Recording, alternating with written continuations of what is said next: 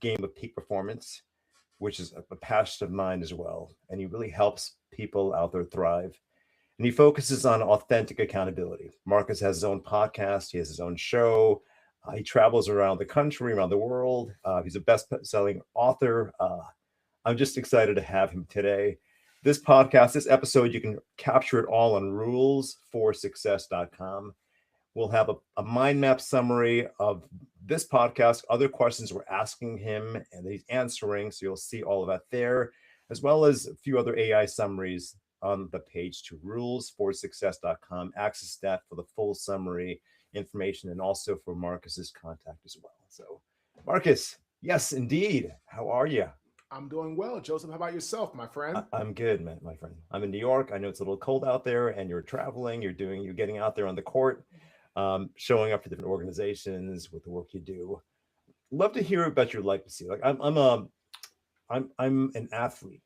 Like and I consider all my clients, the people I engage with, as being athletes. It's one of the greatest frames of life. When we are athletes, we can do some unique things. But you are the athlete, right? You started in that space, and then you've gone out to do some unique things, ups and downs. I'm also passionate about rags to riches stories. I was telling my daughter, who's 10, at a young age, I started reading bios of people who've gone through the hurdles, the challenges of life, maybe embraced faith and stepped up and gone on to do some unique things. Very passionate about those stories, and you have one of those stories in your journey. So tell our audience about your journey. Like, how did you get into football and beyond? Talk to Yeah, us. yeah, Joseph. So I was born in Washington, D.C. My parents, Cheryl Ogden, was my father, who passed away in 2006. And my mom, Cassandra Ogden, had me and my older brother, Jonathan Ogden. Jonathan is about 7 years older than me. Again, grew up in the Washington, D.C. area. Started playing football my freshman year in high school. My brother had been playing football since seventh grade. And so by the time he got to college, I really wanted to like follow in his footsteps. I went to all of his high school football games, and I was always around the football field and learning the game. My dad played football at Howard University in Washington, D.C. He's from Georgia, born and raised, and moved to Buffalo. And then from Buffalo, went to Washington, D.C. when he went to Howard University to play for the Bison. So I ended up loving the game of football in high school, did okay at it. And then I got one scholarship offer, just one, Joseph, to play at the Howard University football Bison football team, where my dad went to play his college football.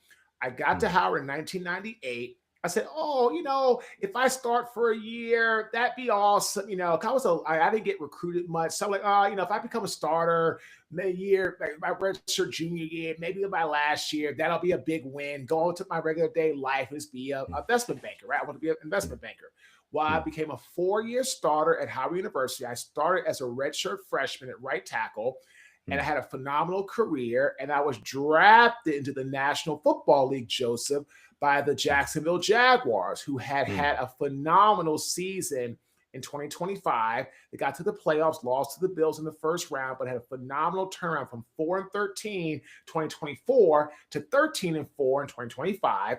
And I had a great career, Joseph. Played with some great people. My brother, Ray Lewis, Terrell Suggs. I played with guys like Fred Taylor, Jimmy Smith. I could go down the list. Great guys. Was with the Jaguars, Ravens, Bills, and I finished off with the Tennessee Titans. And it was amazing. But then when I left the game, right, Joseph, I struggled immensely with addiction, gambling, nightlife, felt like a failure, to know what to do next. And then finally, I got off my butt and I started my construction company in 2008 called Caden Premier Enterprises. And I finally started to make the move from being a retired athlete struggling to a retired athlete who thought he found his next phase of life.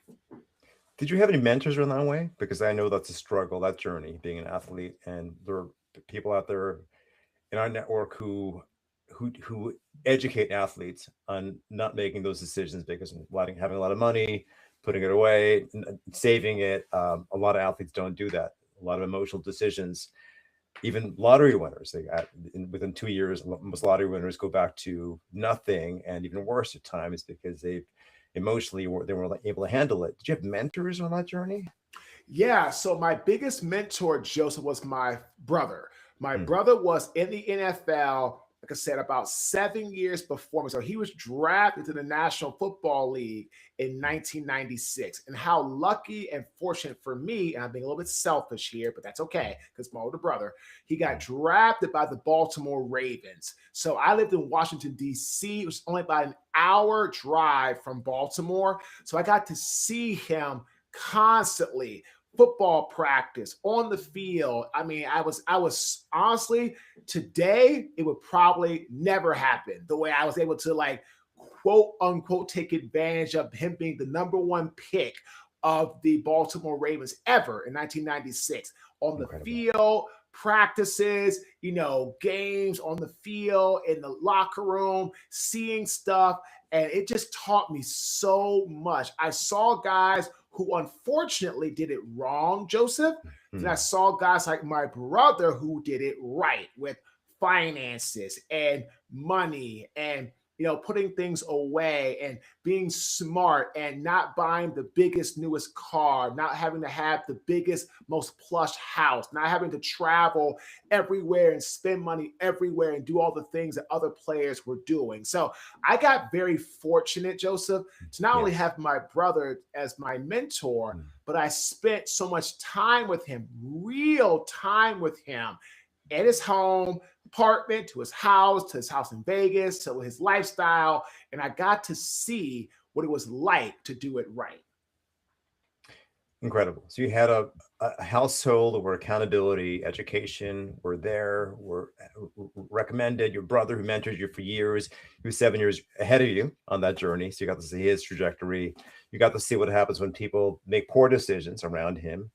That's quite extraordinary. Didn't you have like a rock bottom moment at some point around that? You mentioned you got into addictions and so forth. How did Yeah. you how did you climb back up? And did you have mentors around you at that point? Was your brother a mentor to you at that point? So, Joseph, I hit rock bottom after I left the NFL, and I struggled with what to do next for about 6 months. Then I got into construction with my business partner, who became my business mentor. And Mm, we grew to become the largest African American owned subcontractor in the city of Baltimore and the state of Maryland, D.C., Virginia, and wow. other surrounding states as well, in the area of site work. We were a multiple 8-figure a year business at our height. And Mm, what happened then, right, Joseph, is I ended up becoming this very egotistical, very self centered, only focused on himself and what he wanted and what he mm, thought was important individual. I mm, lost my ability to be humble. I lost my ability to show gratitude. And I started treating my people less than human. And what happened is I ended up hitting a snag on a project in 2012 in that summer. And by the winter of that year, I ended up having about $3 million of my money spent on a wow. project, and it did not get repaid by the developer and or the contractor, Joseph. And then Mm, my bank on December 23rd, 2012, shut me down. They said, Marcus, we don't see wow. anything coming in financial wise. You've exhausted every resource, every line of credit, your equipment line, your credit card line, your revolving line. We see nothing coming in. We've met and we made the decision. We're not going to extend Caden any more credit. We're going to shut you down, and we're going to come after everything you own starting in January of 2013. And when Mm, that happened, Joseph, that mm, next year, I had to leave Baltimore and moved to Raleigh, North Carolina, with mm, only $400 left to my name. And I hit complete rock bottom after being wow. fired from 2 jobs in the same week, after becoming a custodian, making $8.25 an hour.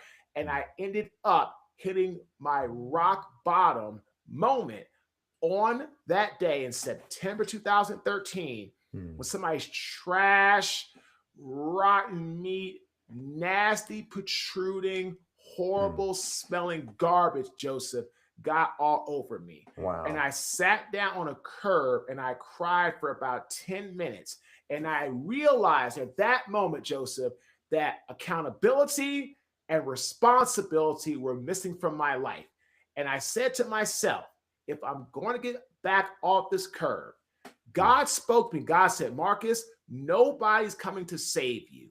If Mm. you want to save yourself, I'll give you the perseverance, the grit, and the attributes to do so.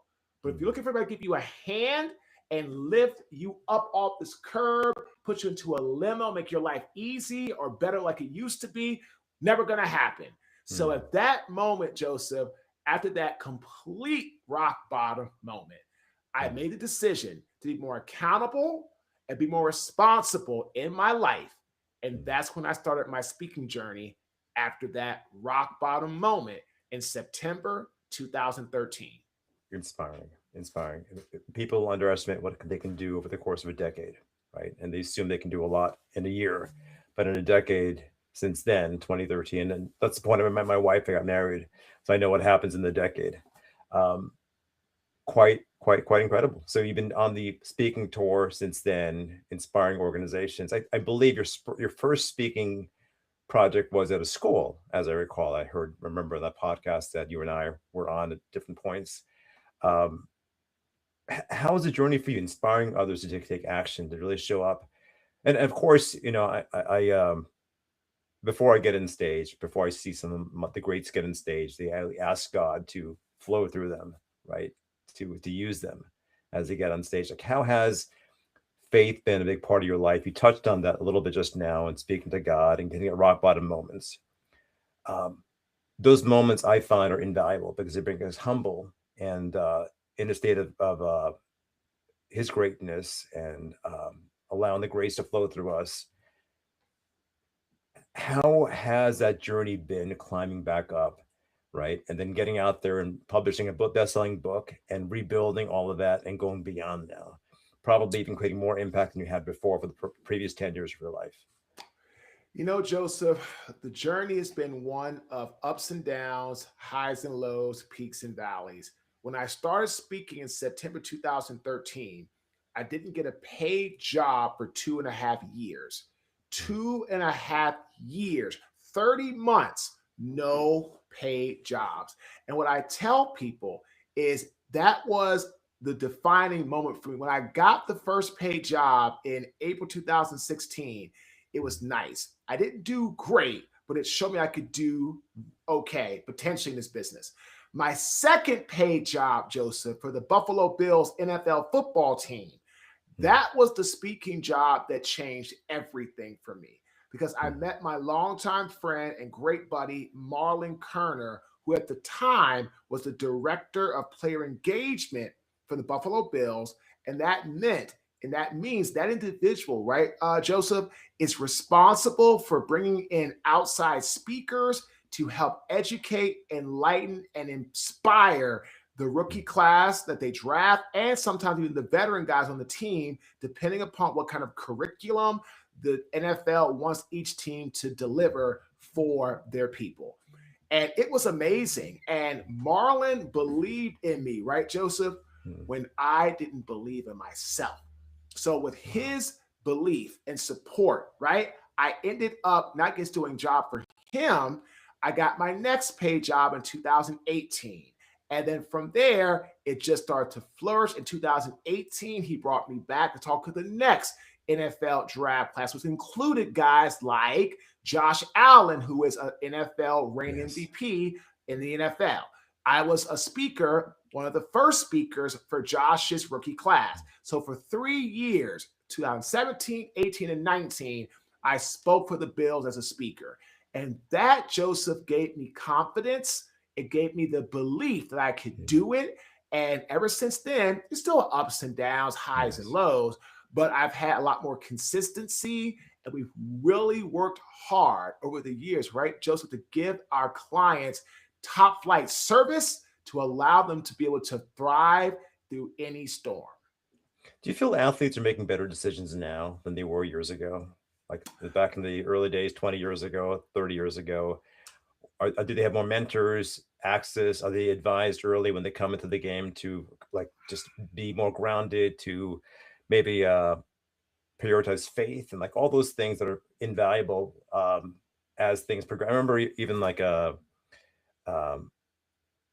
LeBron and Oprah, a show where Oprah sat him down. This is basketball, of course. They sat him down and like told him, "This is your potential.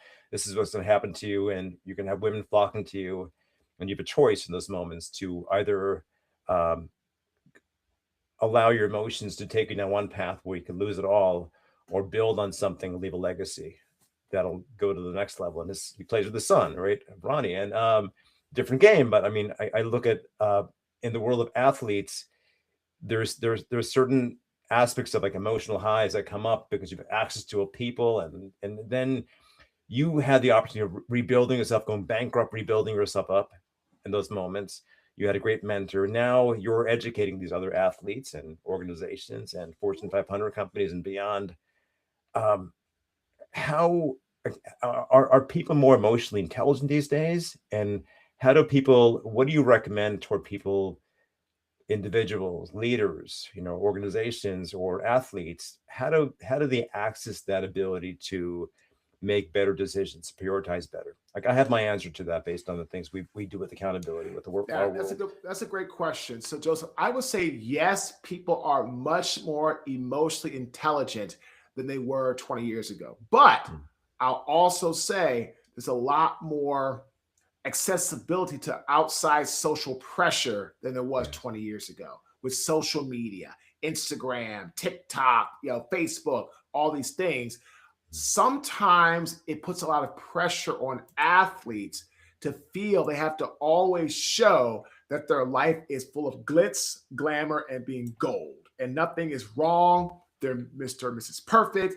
And that's really a hard place to live and to be, because we both know, Joseph, Yes. nobody's life is perfect. No Yeah. one's. Yes. So I would say they're definitely more emotionally intelligent. But I would Mm. also say there's a lot of outside external pressure. There's a lot of social media that can also drive people to have more anxiety, more stress, more worry because they're trying to Mm. keep up with the Joneses.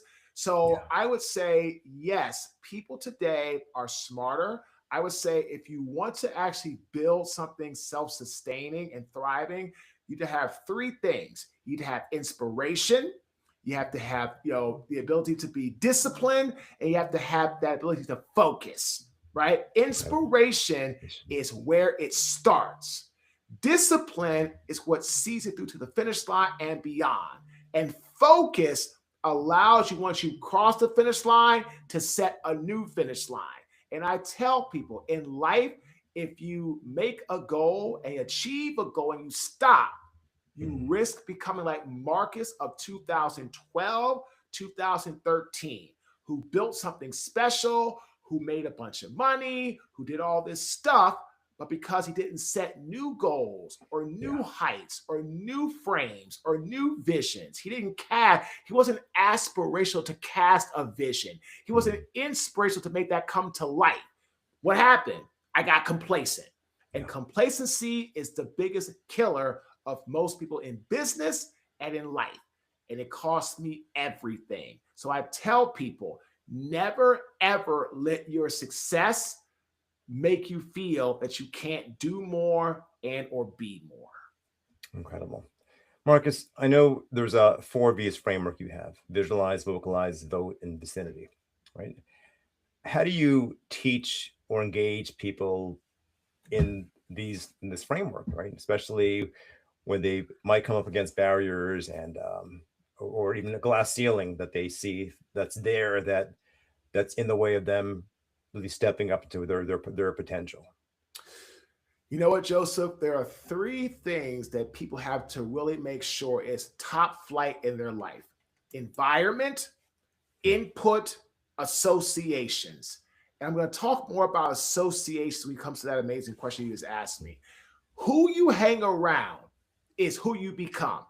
One of my Amen. good friends, Mr. Chris Paradiso and Mr. Mick Hunt, and Mr. David Keller. I was saying some of my good friends, Mr. Chris Paradiso, Mr. Mick Hunt, Mr. David Keller, Ryan Hanley, Dave Carothers, Keith Savino, Robert Klinger, Rob Bowen. I could go down the list of these people. These are people that I associate with from the extended version, which means I want to be around them constantly, not just on a professional level, but a personal level too. Hang out with them, their family, their wives, their kids, vacation together. Why? Because they're great people, and they're people that I don't even have to ask for their opinion. They give it freely because they know that's the relationship that we have. Who you hang around is who you become. If you associate with people that you have to constantly ask, well, how am I doing? Well, what do you think? Is this good enough? Am I getting by? There's a great quote that I live by. The enemy of great is not bad, it's good. I'm doing good enough. I'm doing okay. Doing good enough is never enough. So I tell people who we hang around, who we associate with, is going to determine a lot of our outcome and how we push ourselves out of the comfort zone. So again, if you want to up your status, if you want to hit new goals, if you want to elevate in your life, you have to take a hard look at who you're hanging around and who you're sharing your dreams, goals, aspirations with. Are they people that are going to cheer you on, not just in your face? Are they people that are going to cheer you on that are in the dark? Are they people who are going to cheer you on when you're not in the room? Like I talked about how amazing Chris is, Mick, Ryan. I will tell these guys the same thing to their face on a podcast or just in my mind or just in a casual conversation. Because all those guys I support, and they all have my utmost admiration and support. I love how you can be so direct and real and authentic. I know that's part of the title of your podcast that you lead to also. And there's something about that. There's something about holding people to a high standard.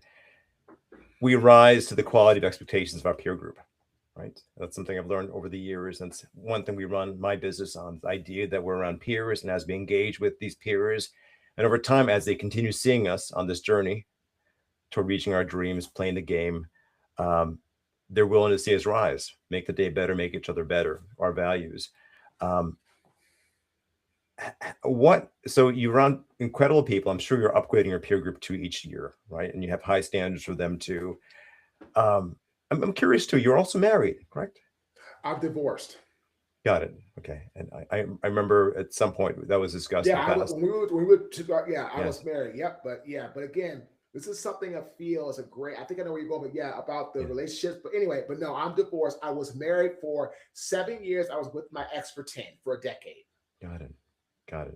And a partnership comes in all levels here in our relationships, who are around, our kids, our families, our peer group. My best friend of 22 years is still in my life to this day, and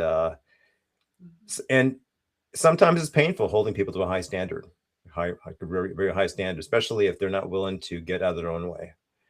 How do you hold yourself to a high standard? So you've got these people around you, you're on stage, right? So being on stage, putting yourself out there also causes you to kind of align with what you're saying, what you're speaking about.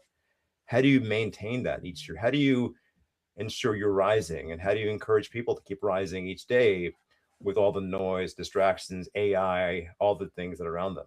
You mentioned it before with, this is a great question. I tell people, right, Joseph, I'm only as good or as great, better way of saying it, as my last speaking job, as my last podcast interview, as my last interaction. Having the mindset that I'm only as great as my last this or last that or last that keeps me humble, grateful, and hungry to keep doing more and being the best version of myself. People could say, oh, well, Marcus, you spoke great for this company and that company. Yeah, doesn't matter. If my last job wasn't as great as I know it could have been, I'm going to be upset with myself because I demand more of myself. We call that, Joseph, raising your floor. Okay? Mm, Raise mm, your floor or mm. what you expect and or demand of yourself. Basically, stop making excuses, right? I tell people all the time, just take dating. If you're dating somebody and you can tell that things that they do aren't what you want to do, don't hang around. Don't waste your time. Don't drag your feet. You deserve more. Hold yourself to a higher standard, right? If you're going Yes. to spend time with somebody, you should spend time with someone that you like, you connect with, that you relate to, that you feel you all are aligned in some way, shape, or form. I Yes. can't tell you, Joseph, how many people I know that date and just date because they don't want to be alone. Like, well, that's not good enough. That's Yes. not good enough. Again, you Yes. should want to be great, right? You should want to have a great partner with your spouse or your significant Yes. other. You should want to have a great relationship with a business partner. I'm in Yes. talks right now with somebody about becoming my potential business partner. I've known him for about 3.5 to 4 years. He's been a long time client of mine since the time that I've met him at a mastermind. He's Mm, been my client. He's mm. very successful. He's a great operations guy. He's a Christian, man of faith, accountability guy. He knows how to take a company and scale, how to use your assets. I'm one person, right, Joseph? I Yes. can't scale something to where I want to scale it to by myself. I Right. can't. I love what I do. I love to speak. I love to coach. I love to be on podcasts. And I know how to do operation stuff? Yeah, but do I need to be spending my time there? No. But I always knew if I just kept my nose to the ground and worked hard, the right potential partner could come along. Yes. Again, though, I had to do the work. Mm. No partner is going to want to come into a company and be part of it if the company is not thriving or doing well, or at least showing signs, right, Joseph, of some Yes. sort of viable business.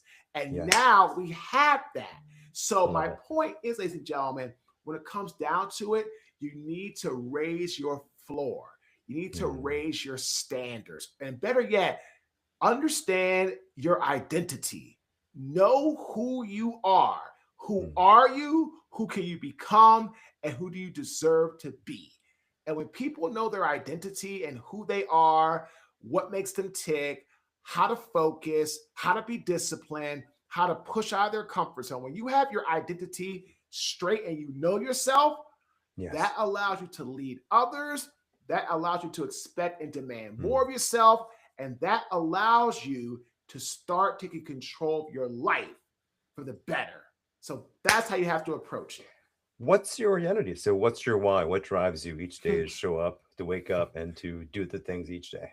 Curious My about that. why, Joseph, is to help our clients learn from me so they don't end up like me, the 2012 version of Marcus, arrogant, ego driven, can't talk to him. He doesn't listen. He doesn't do anything that he feels is not his idea. I don't want people to make the type of catastrophic mistakes that I made, because a lot of people, right, Joseph, when I got to Raleigh, right, Joseph, I had $4 to my name. That's Yes. it. Home foreclosed on. Both cars repossessed. No credit cards. Nothing. None of that, right? But on top of that, Joseph, I was $5.5 million in debt. Yeah. I had 177 creditors on my docket. I had no money. I was massively in debt, and I was so broke, right, Joseph? I Mm, couldn't even pay my bankruptcy $3,300 fee to mm. keep people from potentially coming after me and suing me personally. I couldn't even put up my corporate shield to keep Mm. people away from me because I was so broke. So my point is, it's really about our ability to help others. So why I do what I do is so people can learn from me and they can learn how to learn not to become your own worst enemy. And they can also learn, right, Joseph? Never let your ego get bigger than the good part of your soul. Because Yeah. if you do, you're screwed. It's so valuable to have people like yourself keep people in check, keep yourself in check, have people around you. You mentioned their mentors, leaders, people around you, people you look up to, you reach out to, travel with them to their families. It's really very, very, very vital. What other practices you maintain each day? Any rituals, or I know I'm sure I mean, one of the first things I do when I remember is to get on my knees and I pray first thing. And sometimes I forget and start my day without doing that. I make my bed. You know, we've interviewed a lot of people who kind of follow like a certain protocol their day that starts their day, ends their day in a certain way. What are some things that you do each day to keep you engaged in the game? I always thank God for waking up and or just being where I am because I've gone through so much. And not that long ago, July 2022, just I filed for divorce. November 1st, 2022, I'm living in a crappy apartment, broken down, dilapidated, dirty, run down. And I will go back to that apartment every 3 or so months to remind myself of how far I've come. I will also, Joseph, go back to the trash dump, the trash can that I had my spoiled milk rock bottom moment at. That's in downtown Raleigh about every 3 months. I remember I go to the one in Raleigh to remember how bad it was from that point. Then I go to the one where I was in the apartment to remember how it was bad, not as bad as the first one, but I've still come a long way. And so what I do is that's part of my ritual every 3 or so months. But on a daily basis, I'm grateful. I show gratitude. I make my bed always. I vacuum the top part of my house floor always. And then from there, it's to the gym. And after the gym, it could be starting my day with coaching calls, or it could be whatever it could be. But that's, again, I wake up, show gratitude, make my bed and vacuum upstairs, top part of my house with my floors, and then I'm off to the gym. And I do core, lifting, running. 6 days a week, lifting, core, running. The extra day is just some type of like cardio or for cardio work. So it's cardio, core, Yes. and it's cardio, core, lifting 6 days a week, and additional some type of cardio and core on day 7. How about ending your day? This is great, by the way. And I appreciate how authentic and real you are as far as all of it. You just lay it out there, right? And it's really meaningful for me to hear that, what you're doing each day and how you're showing up, and also having the humility to go back to those sites too. There was a point in my life where I had to wait tables and had to bring presence to what money was, the value of money. So I was waiting tables at a country club, and I still have my badge, the gold badge that I wore back then, and I still have it. So I sometimes I look at it. I'm present to there was a journey, and there are ups and downs, there are ebbs and flows, and we have to step up. So it's extraordinary how you do all those things. How you get into your day, you make the place clean, you get to the gym, right? You're being an athlete, you're showing up each day. How do you end your day? I'm curious. I end my day by saying a prayer, showing gratitude for the day, and that I really just appreciate where I am and what I've been able to do with my life after all the hardship that I've been through in my life. And yeah, and I also try to, if I have my daughter, well, I have 2 daughters, 22 and 11. If my 11-year-old's with me, I always tell her good night and then I go to bed. If they're not with me, then I have a group text with both my daughters. I just tell them good night, love you, and talk to you guys tomorrow. So that's the thing I do every day. Incredible, my friend. I mean, the whole journey has been fantastic, and we didn't dig into some of the things with your parents, your dad, Cheryl, and all of that. Right? You've had a lot of mentors. You've been on this journey for a long time, and so I know you've got a podcast, your book, your website is Marcus Ogden, Marques Ogden.com. How do people tap into you? How do they hire you for speaking on stages? If an organization wants to bring you on board, how can they do that? They can email me at marcus@marcusogden.com. That's the best way to get in touch with me. You can also check us out on our app, the Marcus Ogden app. It's in your iPhone store or your Google store, or you can check out our podcast, Get Authentic with Marcus Ogden. We're on Apple, Spotify, YouTube. We're growing our YouTube channel, and we're very excited about where we're heading in the future. Well, this is refreshing. Like it's an age where people kind of show up and be a different character at times with AI and exuding crazy confidence, which is important, right? Like getting in the game, getting on stage, speaking. But it's refreshing to me when I'm talking to somebody who's just real. Like, this is what it is. This is the journey. This is how it was 4 years ago. This is how it was 12 years ago. And you're present to every step of the way. It's like a timeline, right? And there's a timeline, and there's up, a down, and the spiral. And then these are the people you're around. You're able to name each of those people around you, each of those steps. That's and for me, that's awe inspiring. I do that too as well. Like, who am I around each year? Who am I connecting with? Any final words of wisdom for our audience? Our audience tends to be people who are entrepreneurs, high level, like playing the game each day, showing up, making sales calls, getting out, creating partnerships, just doing the things what it takes to be a 6, 7 figure entrepreneur. Any other advice you have for them on the game? Great quote. Ready, ladies and gentlemen? Smooth seas never made skilled sailors. Franklin Delano Roosevelt. You're going to be tested all the time in life. But when you have smooth, easy times in life, that's not when you learn about yourself. When the seas are rough, choppy, difficult, full of adversity, hardships, that's where you learn about yourself. That's where you learn how to be skilled. That's why you learn how to lean into your attributes. That's where you learn how to lean into your grit, your determination, your discipline. And so in life, when times get hard, you have to learn how to slow things down and then move accordingly. If you're in a tough situation, being anxious, being stressed, being high energy, like and all jittery, that doesn't do anything. Like today, I'm leaving for a speaking job on Sunday, but in Raleigh, North Carolina area, we're expecting a lot of snow on Saturday night. If you get 1 inch of snow in our town, the entire town shuts down. So I had to again, it was not smooth seas this morning, but what did I do? I left the gym, went to my accountant's office, dropped off some paperwork. From there, I went to my Pet Palace because I have my dog. It's going to be boarded for a few days. I'm out of town. I'm out of town Saturday to Wednesday. So he's going to be boarded. And I went to the boarding place and said, hey, I'm scheduled to come drop him off on Saturday. Can I please move it up to Friday? They said, absolutely, Mr. Ogg. We'll see Duke on Friday. Check.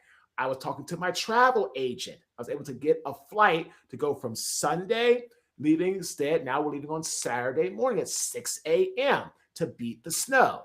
I talked to the client. They're going to get me an extra night room stay at the hotel. They were so excited that I saw about the possible snow, right? Joseph, instead of sitting around saying, oh, I'm just going to wait and pray the snow doesn't hit. And if it doesn't hit, what does it cost me? $100 to be able to get out there a day early and show the client that I'm disciplined and I want to be there for them.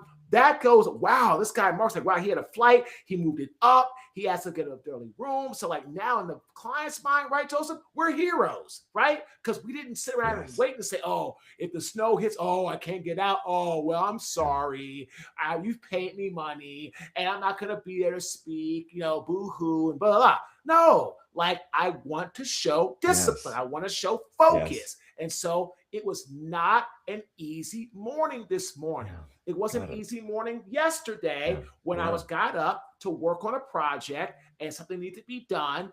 Rapid fire. Took me about 45 minutes of my time. It got me way behind schedule in the morning. My workout sucked, but I still did it. But here's the end thing, right, Joseph? We sent the client the PowerPoint and they said, oh my God, Marcus, we love it.